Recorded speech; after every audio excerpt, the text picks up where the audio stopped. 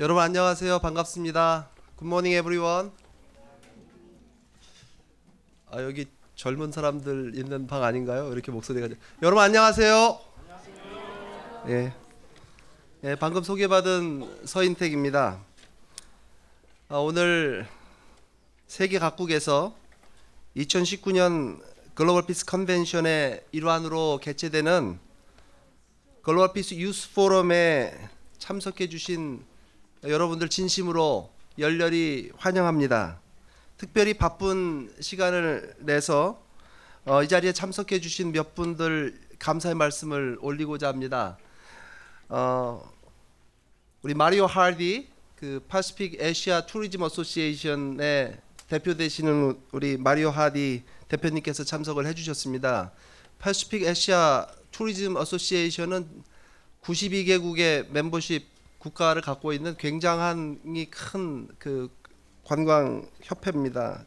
이 우리 유스 포럼 위에서 직접 한국에 찾아주셨습니다. 그리고 함께 그 제이시 왕 우리 사무총장님 함께 해주셔서 감사를 드립니다. 그리고 게이코 고바야시 주나이 파운데이션 이사장님 참석해 주셔서 진심으로 감사를 드립니다. 예, 감사합니다. 그리고 플로리다 라유규엔 그 필리핀 교육부에서 우리 국장님 참석해 주셨습니다. 네, 환영의 박수 부탁드리겠습니다. 네. 그리고 마칸디 라이 UN 해비타트의 우리 대표님 참석해 주셨습니다. 그리고 오늘 특별히 그 기조연설을 맡아서 수고해 주실 문신원 우리 글로벌 피스 재단의 그 회장님의 특별 고문님이십니다. 환영의 박수 부탁드리겠습니다. 예. 감사합니다.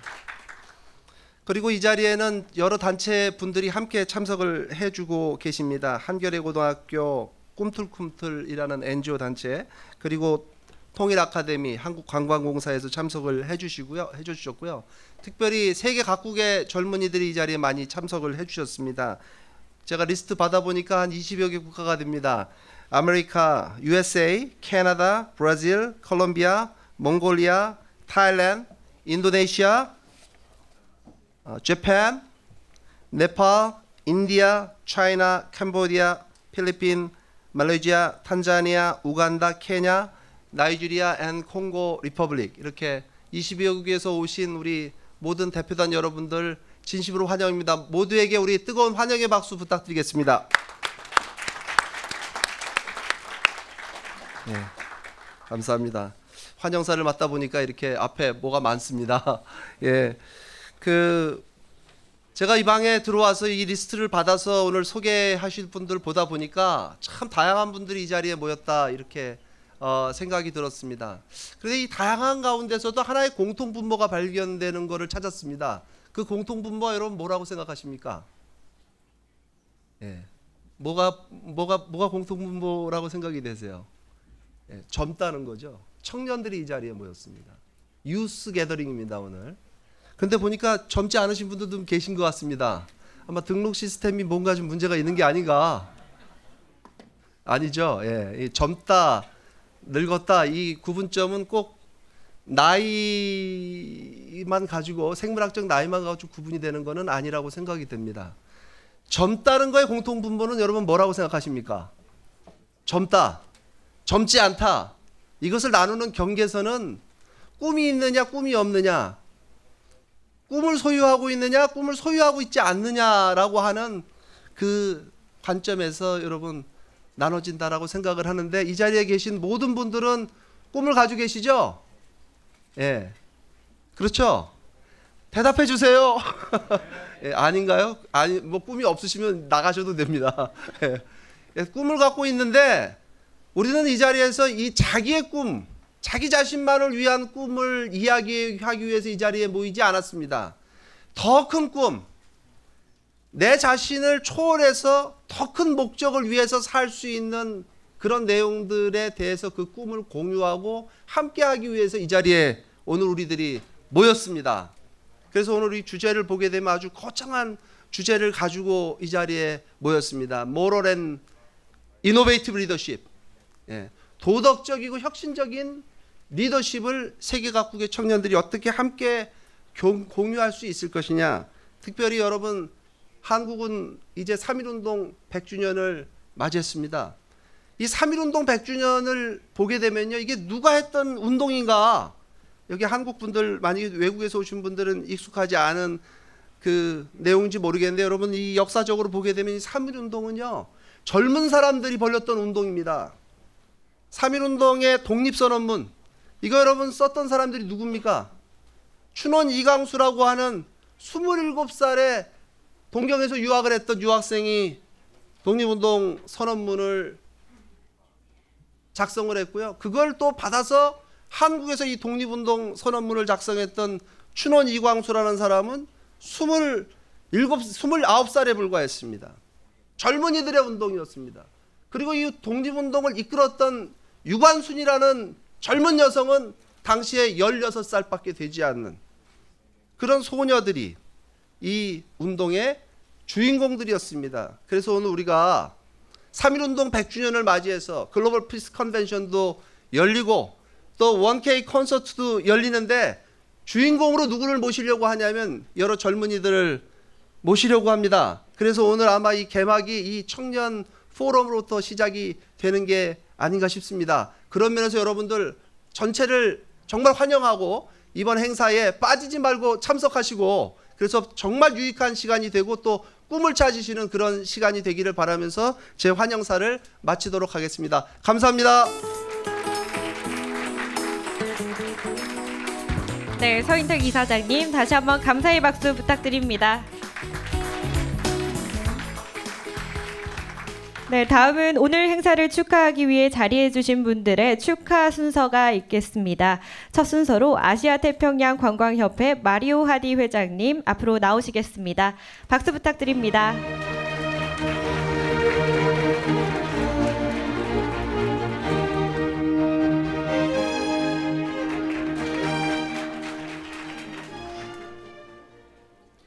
Good morning, everyone. Good morning. It's a great pleasure to be here, to be back in Korea. I was here just a few weeks ago. And thank you very much for inviting me. And Mr. Intek Seo, thank you very much for telling me I'm young and beautiful this morning. It makes my day. Very happy. Now, what is the first thing you do when you wake up in the morning? You check one of these, right? You check your emails, you check your social media, and you probably read the news.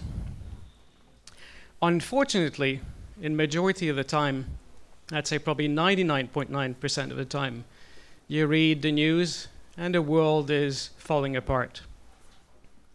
It's in despair. We hear bad news about political shifts around the world, climate change, crisis happening around us, and it's the same thing every day. Now, it's very easy to look at this and say, what is the world we're living in? And what is actually going to happen tomorrow? But actually, if you stop for a moment, think about your parents, your grandparents, and your grand-grandparents, and the world they lived in, and the world we live in today. And if you stop for a moment to think about it, we live in a much better world than they did. We live longer lives. We live healthier lives. We're more comfortable in our lives. Yes, there's still poverty in many places around the world, but in majority, the life has improved for many of us and has changed. So it's very easy to listen to the media, and I apologize for those of you in the media in the room, but hopefully you take some lessons from it.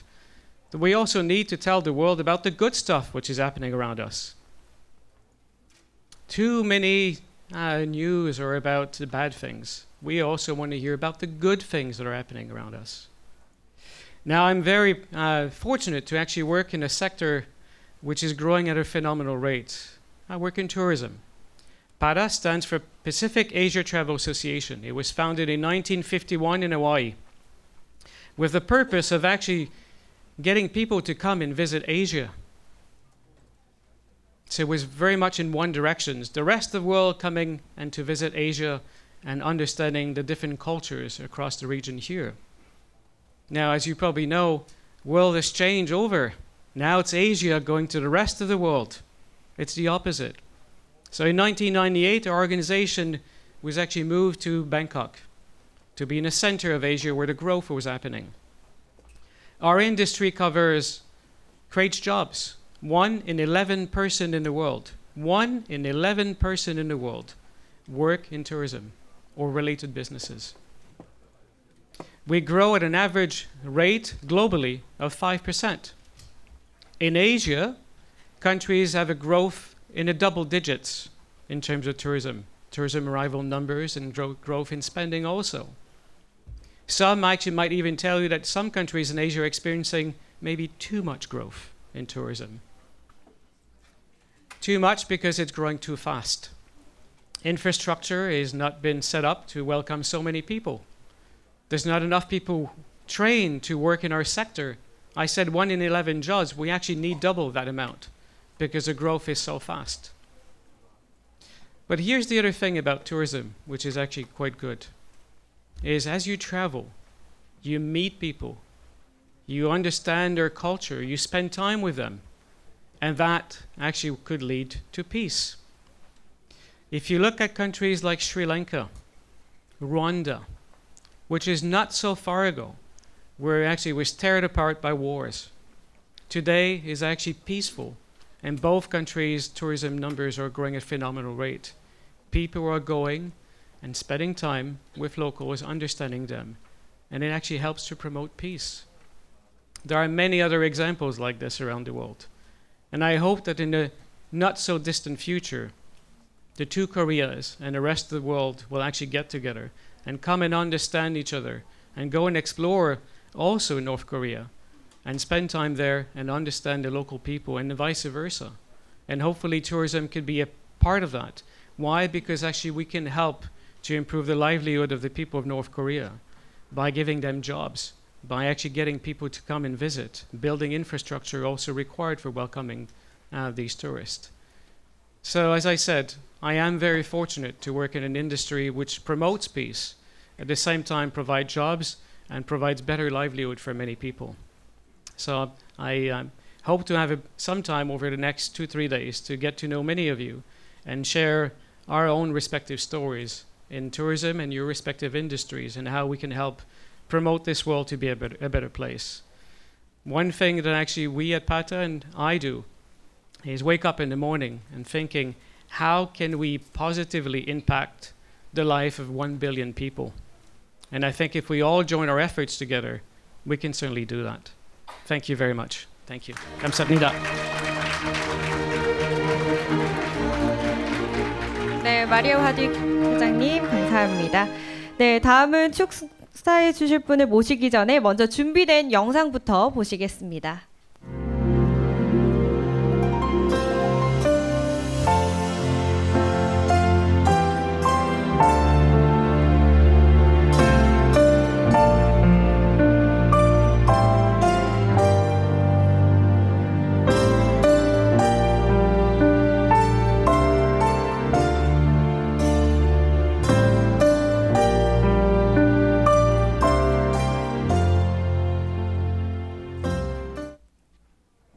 네, 바로 영상의 주인공은 다음 축하 순서인 게이코 고바야시 이사장님이신데요. 네, 앞으로 모시겠습니다. 박수 부탁드립니다.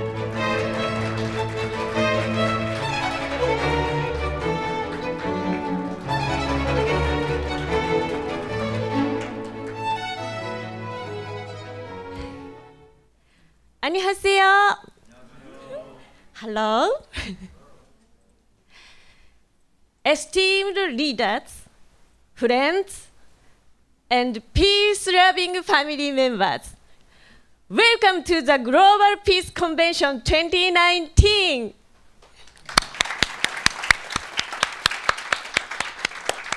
I'm very happy to be here today in this beautiful country, Korea.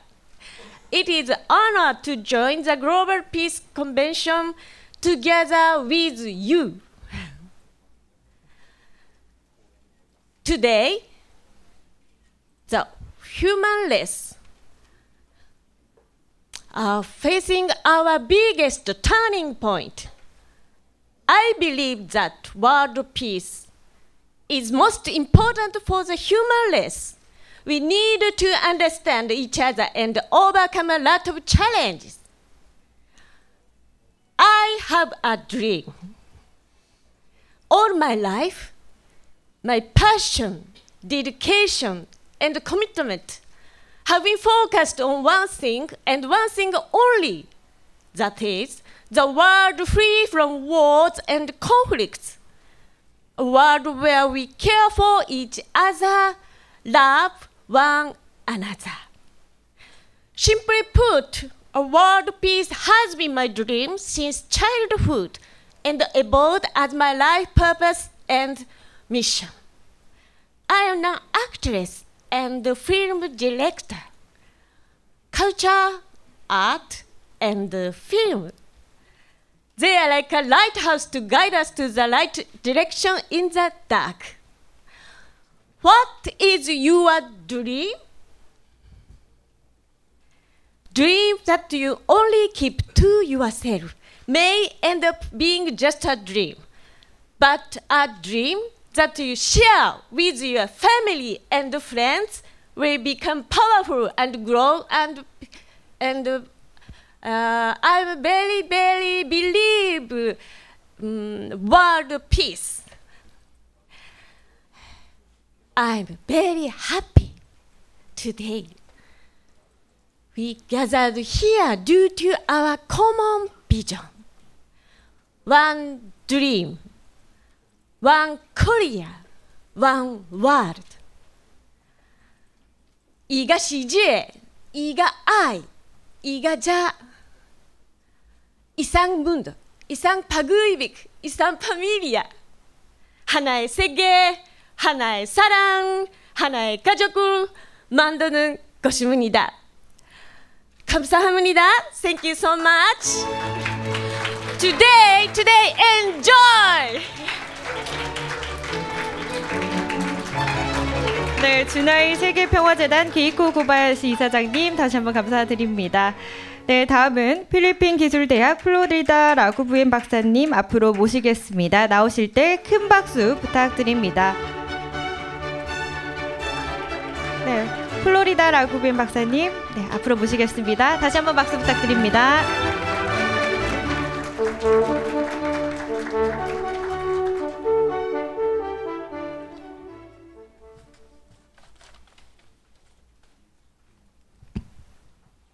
To all our dignitaries, guests, friends who are present in this gathering, greeting of peace to everyone. Hello. So it is very inspiring, encouraging to be here today among so many partners for peace development. It is an honor to take part in this significant event, an occasion which can be a model platform for us leaders and prime movers as we come together to share emerging trusts and best practices in our efforts to peace development. I know that everybody's aim is to yearn for a peaceful country. The theme we have for today, moral and innovative leadership, new models for peace and development, reflected our shared commitment and dedication to empower our youth to become innovative leaders with the right mindset for sustainable development. The youth are most important resources of today.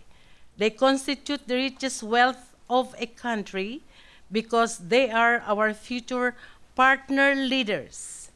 They have the great role in our society and they have a strong voice when united, which can influence change in our community, among our families, including our elders and our nation as a whole.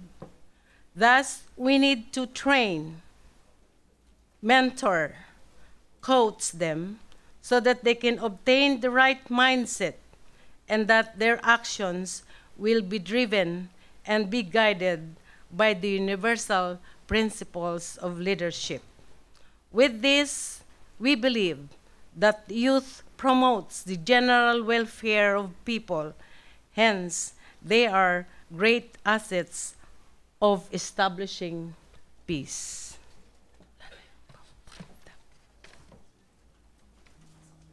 With this, I'm sure, will produce our leader to seek the larger purpose, the greater good of the whole, and upholds the noble qualities of humanity. I believe we can provide emergent leaders who can have high level of tolerance, self-control, emotions, and have a strong sense of powerful vision and innovation. They are important assets of building the nation since they are the hope of the fatherland. So, the youth are great potential partners of development and peace-building initiatives like environment, safety, security, disaster management, health, drug education, prevention and control, sports, recreation, entrepreneurship, education, and the like. Thus, we need to maximize the contributions of the young generation to sustain various development programs contributory to peace-building efforts. They occupy space, place in our social environment, and through the years, the role of the youth has evolved significantly with an active participation in building the nation becoming indispensable. We need partnership, commitment, and intensified conviction as we keep renewing and reviewing our approaches in the grassroots levels. Let us train every youth to consider the community as partners in development, not as mere recipients of any given project or beneficiaries for any welfare programs, meaning let us bring technological innovations and our advocacies to our partner communities through a win-win approach instead of a zero-sum game approach. However, as we strengthen our reciprocal commitment to our peace development initiatives and programs, have we kept our covenant by serving faithfully the genuine hopes of our community? And have we prepared ourselves and our youth to match their sacrifice with dedication, their expectations and competencies and virtues, their trust with a zeal for high ideals? In the excerpt of the speech delivered by Mr. Liu Jim from Singapore says, there are challenges ahead, but also opportunities, inflection points, but also new pathways. That is why we have embarked on this transformative journey to create an inclusive partnership and productive collaboration with various organizations and stakeholders for sustainability. Let us continue to strengthen our partnership with a more open, inclusive approach, and on this basis, make unremitting efforts to accelerate partnership featuring win-win collaboration and ultimately achieve the long-term goal of building a community of shared future in support to Korean dream and for the humankind. Let us continue to educate and enlighten the youth about social services and also promotes community organizing as a tool to reconnect people to each other with a common goal of building supportive and good community. Let us continue to embrace the challenge of today, endure commitment, and facilitate the search of excellence for our youth future through sustainable approach, innovative and technology-driven ideas. Let us inculcate in them the ethics of service and the values of good citizenship, being godly, humane, patriotic, and nature lover. These values must be inherent for you, the youth of today, to become good peace ambassadors. The Global Peace Foundation continue to provide multiple opportunities to young aspiring leaders to strengthen and to inherent qualities. This will motivate the youth to initiate peace-building initiatives and establish partnership efforts within their organization or within their institution. We need to pursue this undertaking and let us draw each other's strengths through exchanges and mutual learnings, seek common progress despite differences, and prevents isolation and exclusion to highlight benefits for all. Let us work together to prepare and adapt gender-sensitive, environmentally friendly, and culturally sensitive pedagogy, emergent trust, and directions as we continue to prepare our youth as catalysts of change. To our dear youth of today, you can think outside the box and do a lot, for you have great potential in building the nation. Our coming together today in this country, the great Korea, we must be acting in unity and progressively as youth builders, yearning for peace and engagement, advanced development, and passionate partnership towards an active and strong generation arising as nurtured nation. So with this, may the spirit of kapayapaan in our language is peace, and may the spirit of kapayapaan be with us all in our journey. Thank you and mabuhay.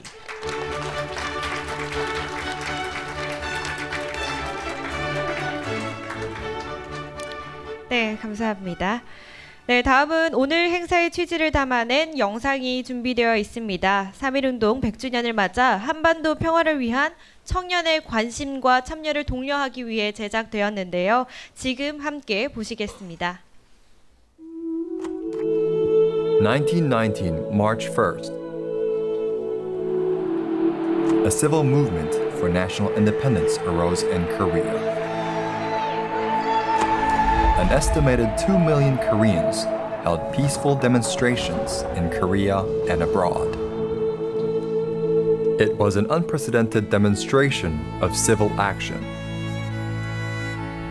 A national demonstration of non-violent resistance against Japanese colonial occupation, claiming the right of self-determination, ignited by the dream of building a free, independent Korea that would benefit the world and succeeding generation. The spirit of the March 1st movement had global resonance as an expression of the right to national self-determination, influencing later independence and civil rights movements in the 20th century.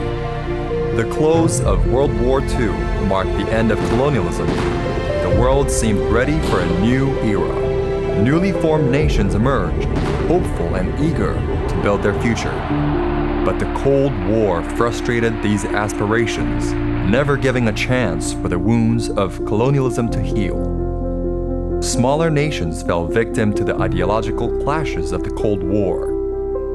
Billions of people endured civil conflict, deep political and social division, and economic stagnation. The Korean people's hope for a new nation were also dashed by the Cold War. The Korean War left millions dead and the Korean peninsula in ashes. The 38th parallel, meant to be temporary, has separated 10 million Koreans.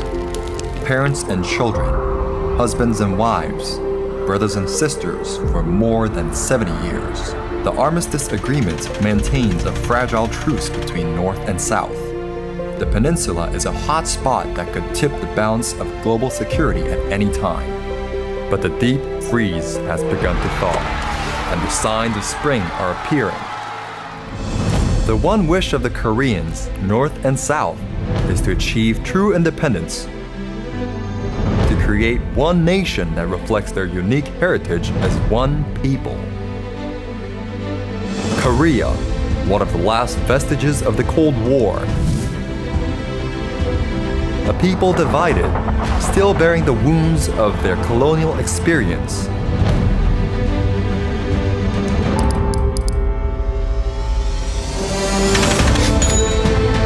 In 2019, 100 years since the March 1st movement, presents a watershed opportunity to fulfill the dream expressed by the Korean people and close out the unfortunate history of the 20th century. Reunification would signify the beginning of a new era, where not just Koreans, but all people can live in peace and prosperity as one family under God. Join the efforts to make the Korean dream come true. The March 1st 100th year commemoration, 1K Global Campaign. Support the One Korea Global Campaign. 네, 박수 부탁드립니다. 네. 완전한 독립을 열망하던 선조들의 염원은 이 미완의 숙제로 남아 있는데요. 한반도 평화를 위해 우리 청년들의 관심과 참여를 부탁드립니다. 네, 오늘 이 자리를 위해 특별히 참석해 주신 분이 있습니다. 글로벌 피스 재단의 문신원 특별 고문님께서 자리해 주셨는데요. 앞으로 모시고 말씀 들어보겠습니다. 박수 부탁드립니다.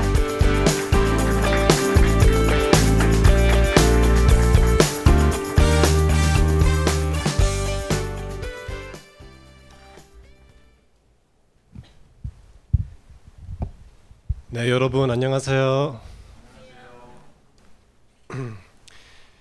Distinguished guests and youth leaders from around the globe, I warmly welcome you to the 2019 Global Youth Forum.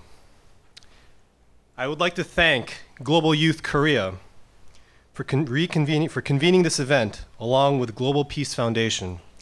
I would also like to recognize our partners, including the Global Peace and Development Service Alliance, Korean International Student Services Alliance, 1K Global Campaign Organizing Committee, and Pacific Asia Tourism Association. I would also like to thank President of GPF Korea, Mr. In Taek So, CEO of the Pacific Asia Tourism Association, Dr. Mario Hardy, Chairwoman of Junai World Peace Foundation and Film Director, Ms. Keiko Kobayashi, and Executive Director of the Philippine Society of the NSTP Educators and Implementers, Dr. Florida Labuguen. The theme of a new model for a moral and innovative youth leadership under the Korean Dream is especially significant because we are on the eve of celebrating the historic centenary of Korea's 3.1 March 1st independence movement. On March 1st, 1919, more than 2 million Koreans proclaimed their independence in peaceful mass rallies throughout the country. Inspired by President Woodrow Wilson's 14 points, the movement unified the Korean people in spirit and became the touchstone for the ideals of freedom and national sovereignty. Most importantly, it expressed the national aspiration to establish an ideal nation based on the Hongik Ingan ideal, to live for the benefit of humanity. Throughout Korea's 5,000-year history, all the dynasties founded by the Korean people demonstrated remarkable longevity. Each dynasty lasted anywhere from 500 years to 1,000 years.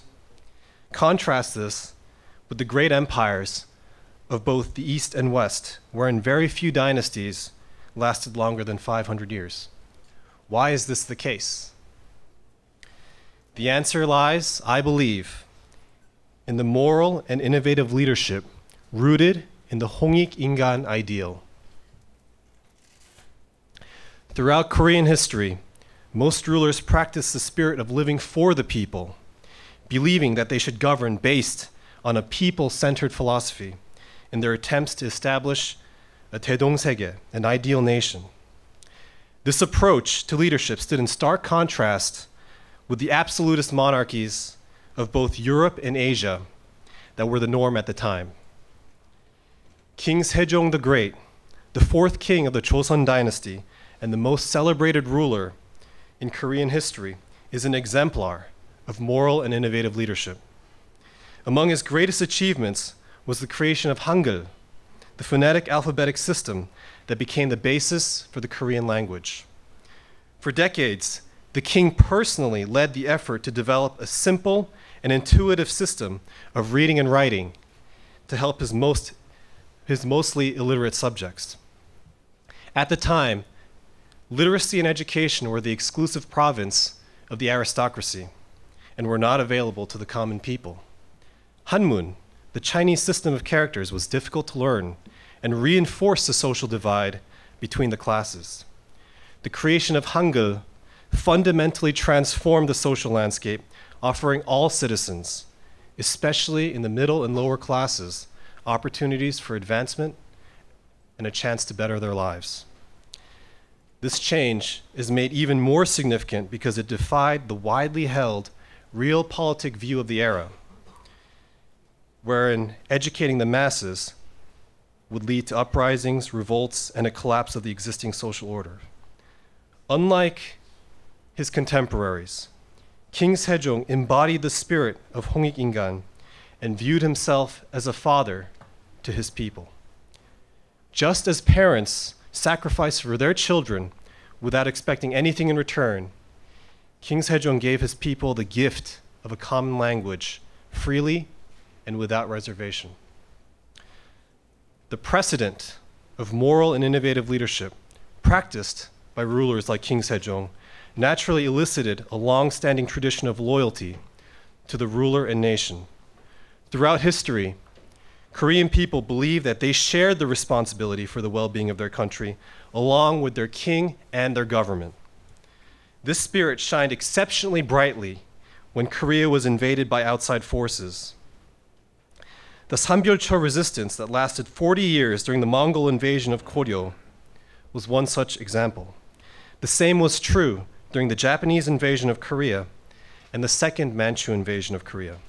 On each of these occasions, people from across the country formed armies in the name of justice. They stood up to defend the country when the government could not. The strength that sustained the nation of Korea for half a millennium was due to its people's ownership of Hongik Ingan and the aspiration to create an ideal nation. Though I was born and raised in America, my parents infused me with the principles and values of Hongik Ingan. These principles and values shaped my worldview and became the North Star upon which I based all my life's decisions. The 9/11 terrorist attacks were a major turning point in that regard.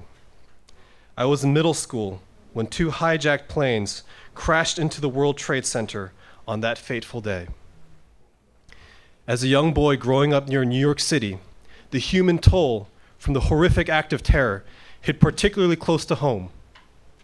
Several of my schoolmates' parents lost their lives in that attack. This experience and the subsequent desire to seek justice drove me to study hard in high school and graduate at the top of my class. In 6th century AD, the Hwarang system played an important role in unifying the 3 kingdoms under the Silla dynasty. This system selected young noblewomen to become leaders of character dedicated to the service of the nation. They left lives of comfort and stability in order to train their bodies in the martial arts, as well as to cultivate their hearts and minds through the study of religion, history, and ethics. In that same spirit, I decided to set aside my own personal ambitions and commit myself to living for a higher cause. I ultimately decided to attend West Point, the military academy that produced leaders whose actions reverberated not just within the United States, but throughout the world. Leaders such as US President Grant, US President Eisenhower, General Patton, and General MacArthur are but a few noteworthy alumni. Even today, graduates like the current US Secretary of State, Mike Pompeo, play a large role in shaping world events. For 4 years, I survived a rigorous academic curriculum, a relentless schedule, and harsh military training. In 2011, I earned my Bachelor of Science and received my commission as a lieutenant in the United States Army. A year later, I deployed to Afghanistan as the commanding officer in charge of 35 soldiers, a platoon. Though I wore the Stars and Stripes of the United States on my right shoulder, I would strive to uphold the noble tradition of my Hwarang ancestors who fought so courageously against foreign oppression. Upon arrival, my men and I were stationed in the heart of Kandahar, in a sub-district nicknamed the birthplace of the Taliban. Our mission was to defend Kop Sangsar, a combat outpost located deep in the heart of Taliban territory, with the eventual goal of transferring control of the outpost to our Afghan National Army counterparts. For 9 months, we withstood mortar fire, survived complex ambushes, and overcame the ever-present IED threat that dogged our every step. Amidst the trials and tribulations of war, I never forgot my roots as a young Global Peace Foundation volunteer. In high school, I spent my summers leading small groups in overseas service projects in Mongolia, Thailand, Japan, and Korea. These early formative experiences provided me with what was crucial for what came next. While living with and interacting with the local populace, I identified a serious problem. Every time my men and I would enter a village on our daily foot patrols, we would be mobbed by children begging us for kalam, the Pashto word for pen. A few months into the deployment, I realized that the root cause for this was that there were no schools in the entire district. Children who were too young to work the fields were left to their own devices. Without the structure and the stability, not to mention the education that a good school provides, children often ended up as collateral damage in the ongoing guerrilla war between coalition forces and the Taliban. Moreover, these same children would grow up and follow in the footsteps of their fathers and older brothers by joining the ranks of that group. A lack of education contributed to a vicious cycle of ignorance, leading to hate and violence. Even though this was not part of our original mission, I resolved to build a school in Sangsar, the so-called birthplace of the Taliban. Over the next few months, I drew upon my experiences working with NGOs to organize donation drives to acquire enough supplies to start a school. I convinced my Afghan army counterparts to become a sponsor of the school, and I received permission from my commanding officer to utilize the American-owned building which we used to hold meetings as a school during the weekdays. At my interpreter's recommendation, I recruited one of his friends from Kandahar University to serve as a school teacher. Lastly, I traveled down IED-infested roads to meet with each village elder in the district to receive their approval for this endeavor. This last part proved to be the biggest hurdle. The elders were in favor of allowing boys to attend the school, but were vehemently opposed to allowing girls to attend. I refused to back down. I conjured forth a memory that was seared into my mind from one of the very first patrols I led. While navigating through the muddy streets of a small village, I passed by a young 7-year-old Afghan girl. She was cradling her infant sister in her arms, and at first glance, she appeared malnourished, barefoot, and covered in dust. However, her brown eyes shone with fearlessness and intelligence. despite the bleak future that lay ahead of her in a land ravaged by decades of civil war and ruled by murderous extremists. She exuded an inner strength that I could not help but admire. For her sake, and for the sake of all the girls in the district, I resolved to make the dream of a coeducational school a reality. I stretched the limits of my creativity by negotiating with each village elder over the ensuing months. From carefully studying the political situation in my assigned subdistrict, I deduced that the elders were deathly afraid of the prospect of an armed youth uprising. Thus, I threatened to establish an Afghan local police ALP chapter within the subdistrict if my demands were not met. The ALP program armed local youth and gave them license to form their own militias if they agreed to fight against the Taliban. Of course, as a mere second lieutenant, I lacked the authority to follow through on my threat. Thankfully, as I would later find out from my interpreter, the elders failed to call my bluff due to my apparent conviction at the time.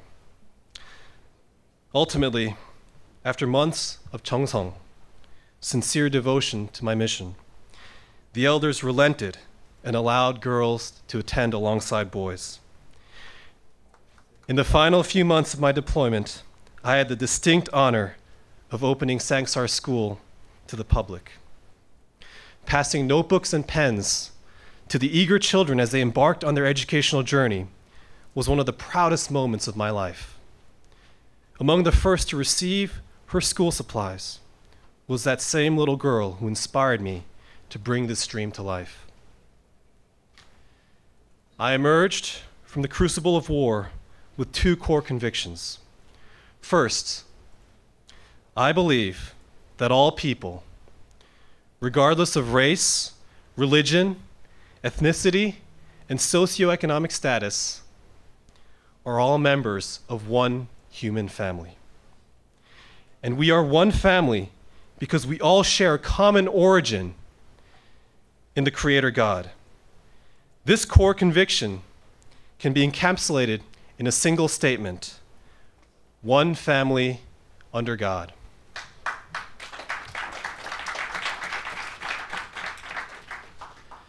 This simple but powerful vision statement captures the essence of what idealistic young leaders from all over the world and throughout history have sought to achieve.